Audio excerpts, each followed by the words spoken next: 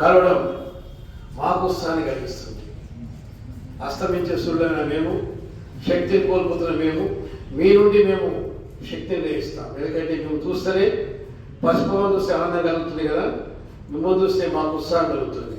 వస్తున్నాం ప్రత్యేకించి ఒక తపలతో ఇక్కడ యువత ఉంది. వీళ్ళంతా ఒక లక్ష్యం పెట్టుకొని చదువుతున్నారు, కష్టపడుతున్నారు.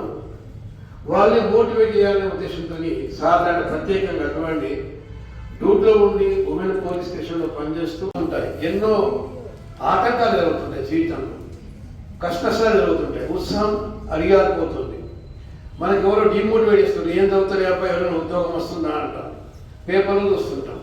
ఉద్యోగం రాదు చేయదు అది అని చెప్పి నిరుత్సాహం కలిగించే వ్యక్తులు ఈరోజు సమాజంలో ఎక్కువ ఉంటారు. కానీ మీరు ఉత్సాహాన్ని కలిగించి లేదు మీరేమో సాధించగలరు, ఉత్తమం, you can do anything, you can become anything, your not your అని చెప్పి మీకు మోటివేట్ చేయడానికి సాధారణ వారి ప్రముఖులు వస్తుంటారు. సెల్ ఫోన్ వాడుతారు, కొద్దిసేపటికి ఏమైతే డిశ్చార్జ్ అయిపోతుంది. మరి డిశ్చార్జ్ అయినా చేయాలి, మళ్ళీ ఛార్జింగ్ చేయాలి.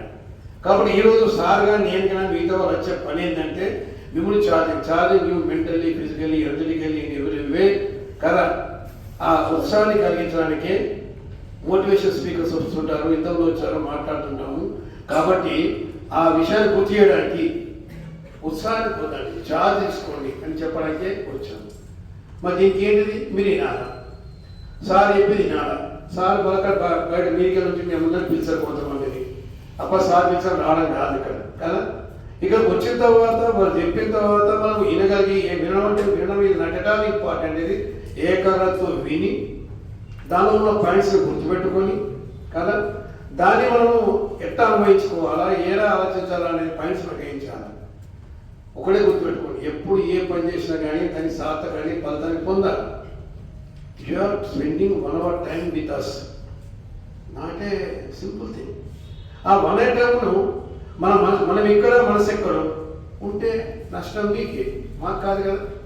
కాబట్టి మొత్తం ఆ ఆలోచనను తీసుకొచ్చేసి ఒక దగ్గర పెట్టి కాన్సన్ట్రేట్ చేసి సారి చెప్పేది విని, ఆ సారి చెప్పేది విని కదా, మనం దాన్ని గ్రహించి అవసరం ఇంటి మీద పాయింట్లు రాసుకొని, వినడం కాదు, మర్చిపోవడం కాదు, మళ్ళీ ఇంటి మీద పాయింట్లు రాసుకొని అదే ఆ సారిగా చెప్పాలి, ఈసారి చెప్పుకొని దాన్ని మనం సాధిస్తే మీకు విజయం సాధిస్తుంది.